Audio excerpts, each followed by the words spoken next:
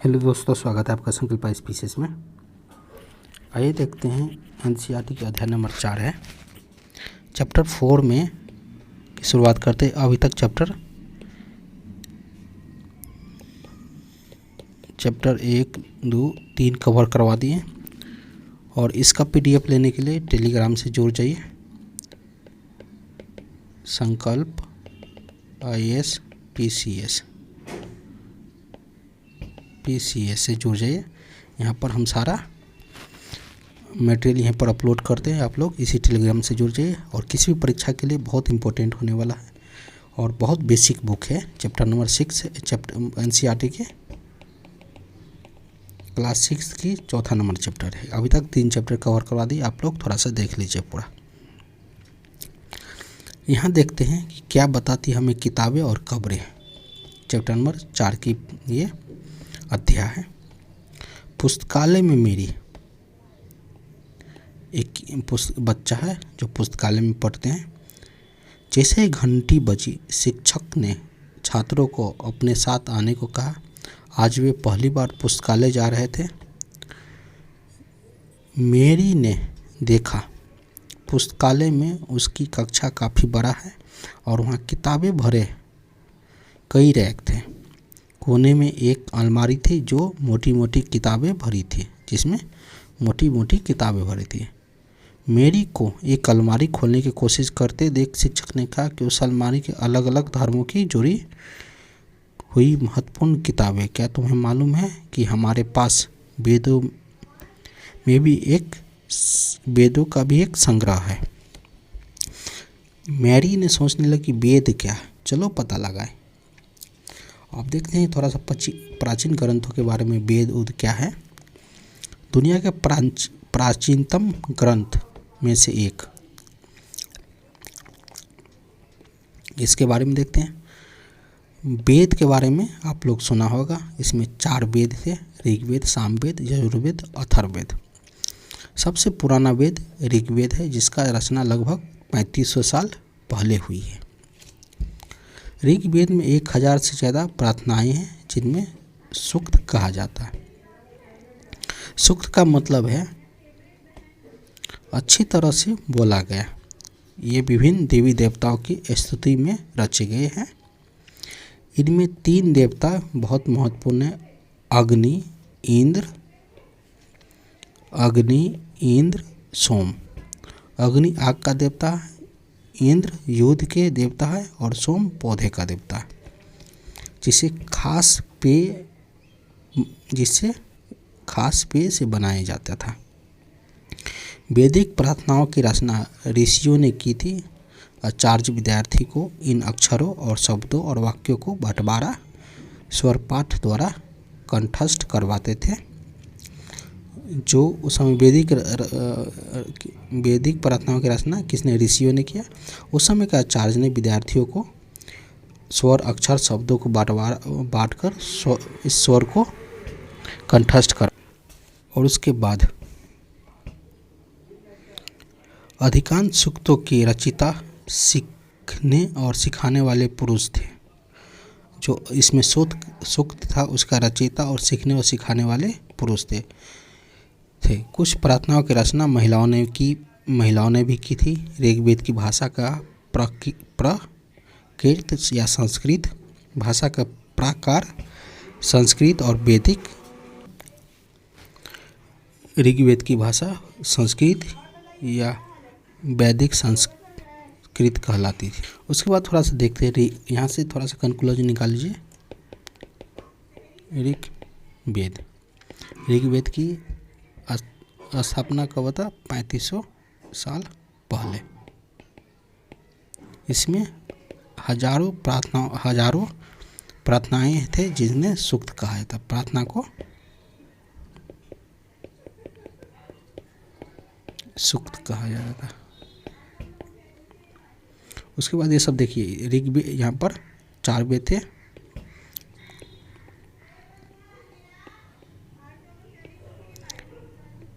ऋग्वेद, सामवेद, यजुर्वेद, अथर्ववेद।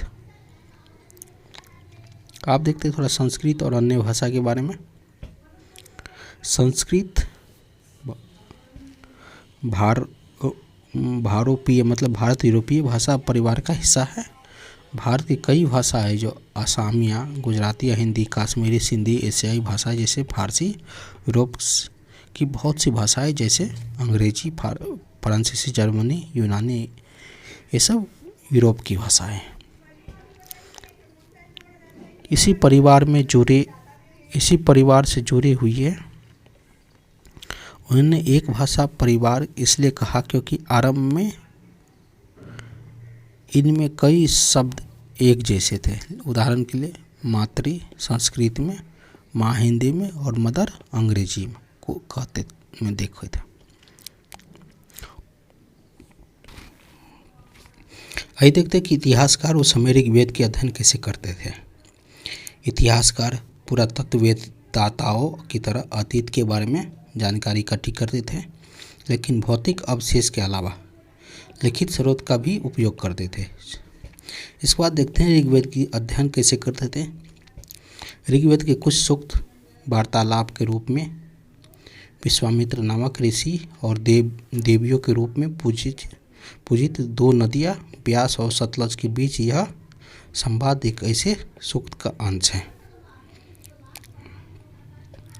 ये ऋग्वेद के पांडुलिपि का एक पन्ना है।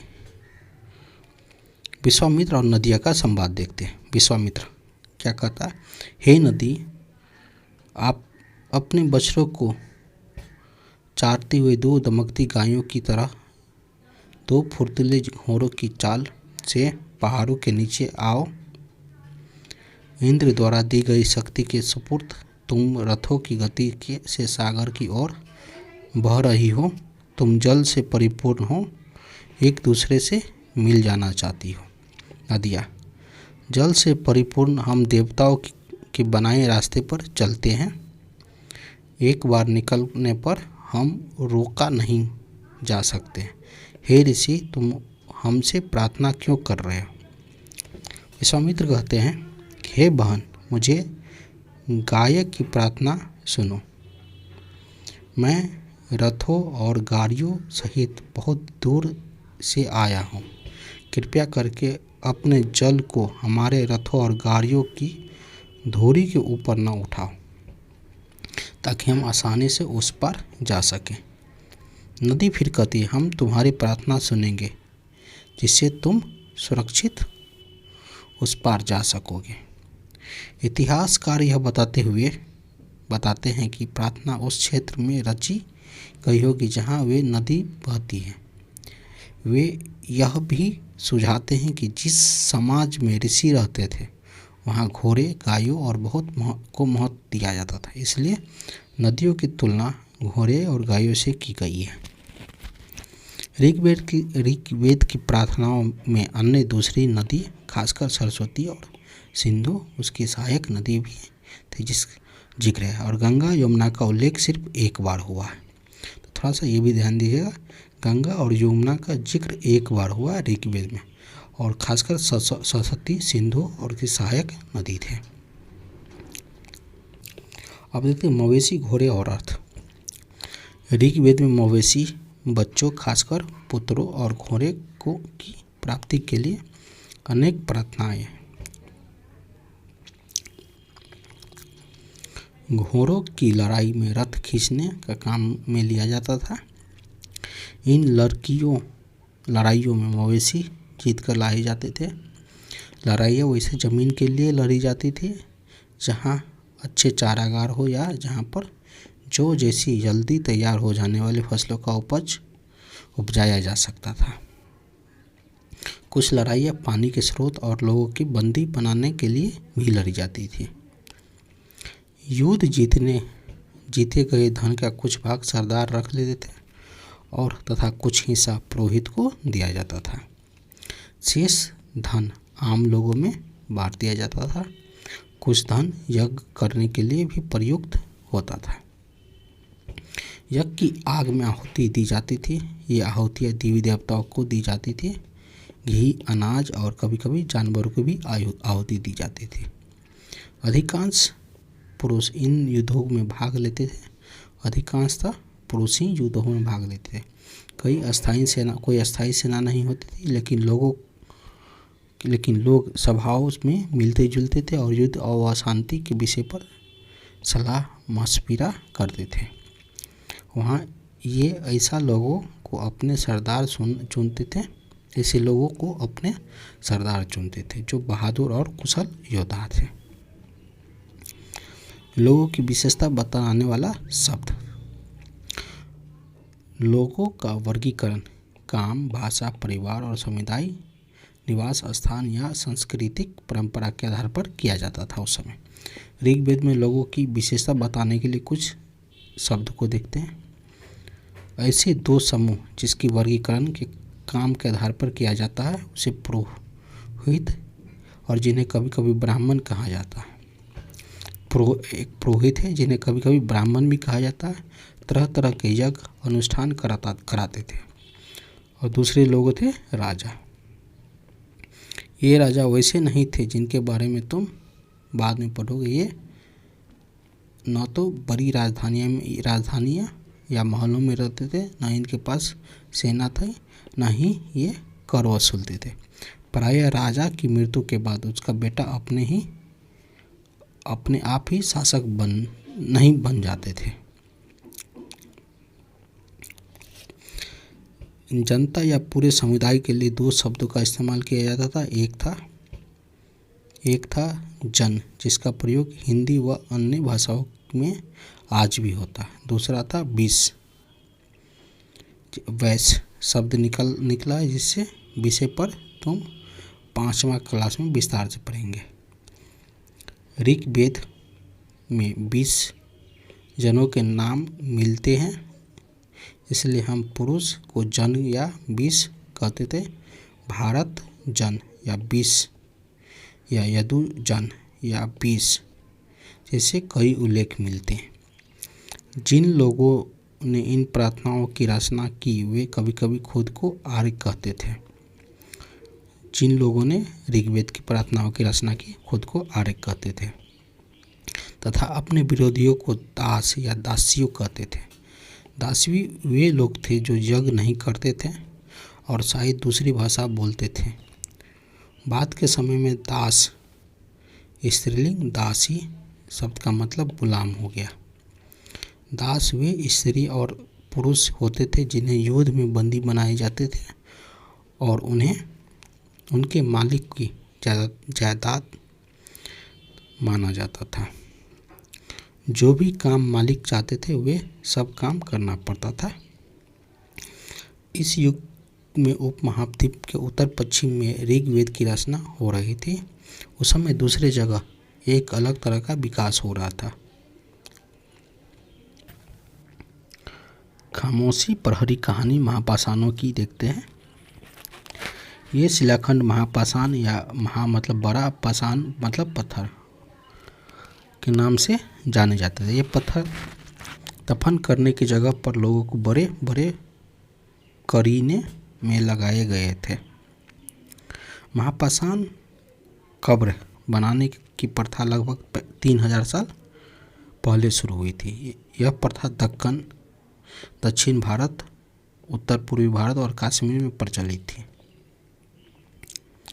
कुछ महत्वपूर्ण महापाषाण पुरास्थल मानचित्र 2 में देखते हैं। जो ये महापाषाण पुरास्थल है, बीच में कर्व है, चारों ओर पत्थर की शिलाएं लगाई गई है।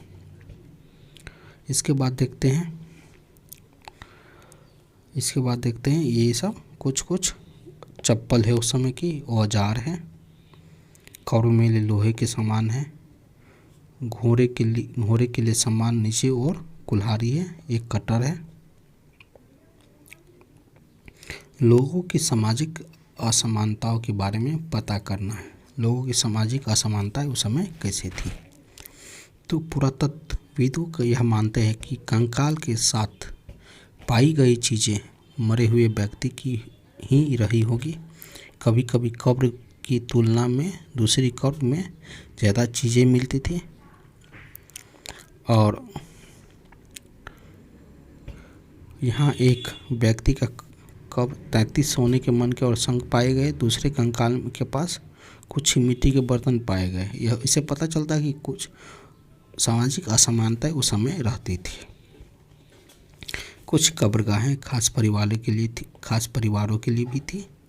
कुछ महापाषाणों में एक से अधिक कंकाल मिले हैं। ये दर्शाते हैं कि शायद एक ही परिवार के लोग को एक ही स्थान पर अलग अलग समय दफनाया गया होगा। बाद में मरने वाले लोगों को पोर्ट हॉल के रास्ते कब्रों में लाकर दफनाया जाता था। ऐसे स्थान पर गोलाकार लगाए गए पत्थर या चट्टान चिन्हों के काम करते थे।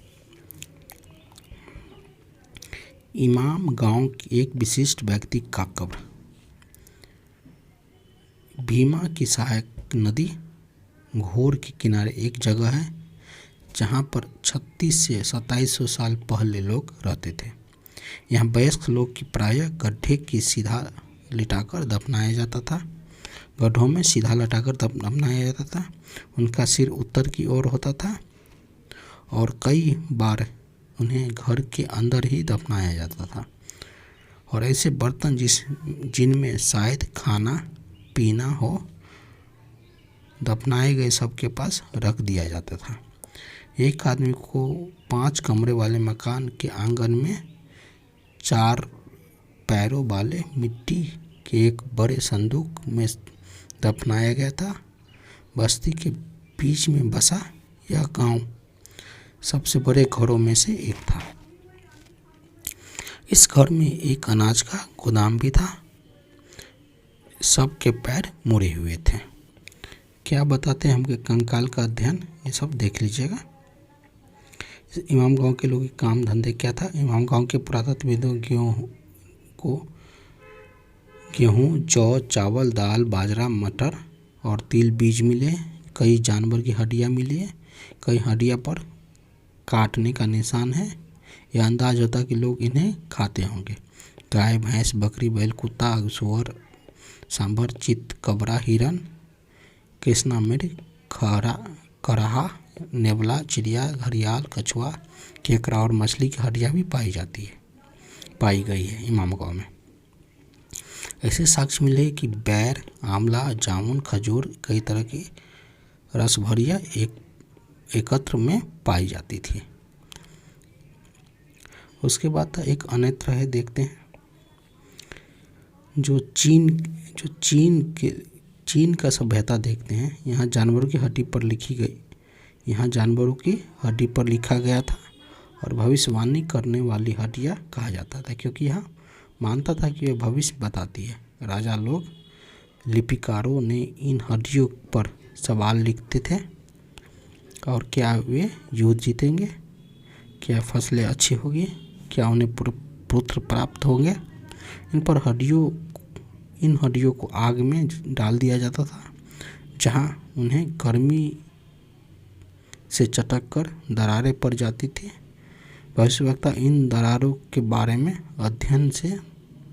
ध्यान से देखकर भविष्यवाणी करते थे। कोशिश करते थे कि जैसा शायद तुम भी सोच रहे होगे वैसे भविष्यवक्ता कभी कभी गलती भी कर देते थे। ये राजा शहरों में महल बनाकर रखते थे और बेशुमार दौलत एकत्रित कर ली थी। इसे बड़े बड़े नक्काशी किए हुए कांसे के बर्तन शामिल थे। यह था दोस्तों चैप्टर नंबर 4। अगला चैप्टर जल्दी लेकर आएंगे। आप लोग चैनल के साथ बने रहिए।